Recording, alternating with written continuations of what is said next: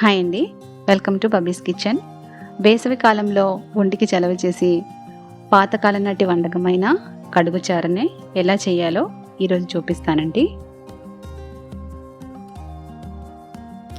నేనైతే చారు చేసుకోవడానికి వీడియోలో చూపించినటువంటి వెజిటబుల్స్ తీసుకున్నాను. మీరు మీకు నచ్చినట్లు తీసుకోవచ్చండి వెజిటబుల్స్నే. ఈ వెజిటబుల్స్తో పాటు నేను కొద్దిగా ఎండు రొయ్యలు కూడా తీసుకున్నాను. ఇది ఆప్షనల్, మీకు నచ్చితే మాత్రమే తీసుకోండి, లేకపోతే స్కిప్ చేసుకోవచ్చు. ఇప్పుడు చారు చేసుకోవడానికి నేను ఫస్ట్ బియ్యం కడిగేసిన నీళ్ళని తీసేసి రెండోసారి కొద్దిగా నీళ్ళు వేసేసుకొని ఒక 10 నిమిషాల పాటు నానబెట్టుకున్నానండి. ఆ నీళ్ళు తీసుకున్నాను. ఆ నీళ్ళలోకి ఒక 1/2 టీ స్పూన్ పసుపు, 1/2 టీ స్పూన్ కారం, రుచికి సరిపడినంత ఉప్పు వేసుకోవాలి.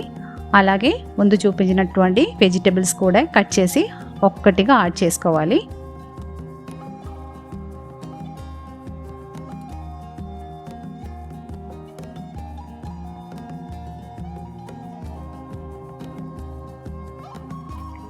నేను ఇక్కడ పులుపు కోసం మామిడికాయలు ఒకటే వాడుతున్నాను.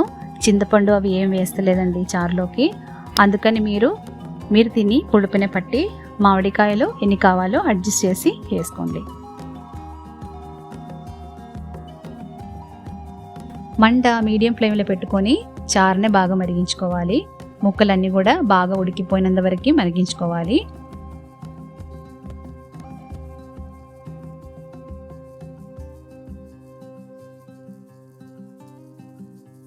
చూడండి, ముక్కలన్నీ బాగా ఉడికిపోయినాయి. ఇప్పుడు తాలింపు వేసుకుందాము.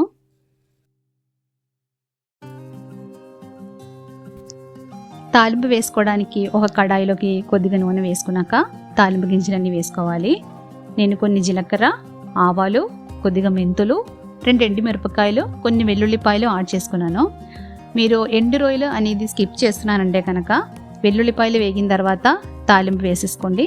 లేదు అంటే ఎండు రొయ్యలని కూడా వేసుకొని ఎండు రొయ్యలు కూడా వేగిపోయిన తర్వాత మనం తాలింపు వేసుకోవాలి.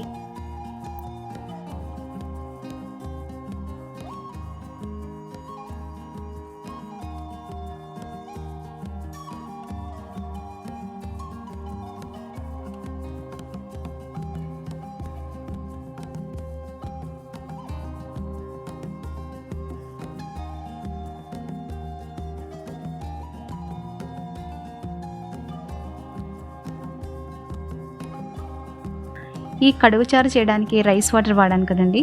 రైస్ వాటర్ అనేది మన హెల్త్కి మాత్రం కాదు, స్కిన్కి కూడా చాలా మంచిది. ఈ రెసిపీ మీకు నచ్చినట్లయితే లైక్ చేయండి. మన ఛానల్ ఫస్ట్ టైం చూసేవారైతే సబ్స్క్రైబ్ చేయండి. Thank you for watching.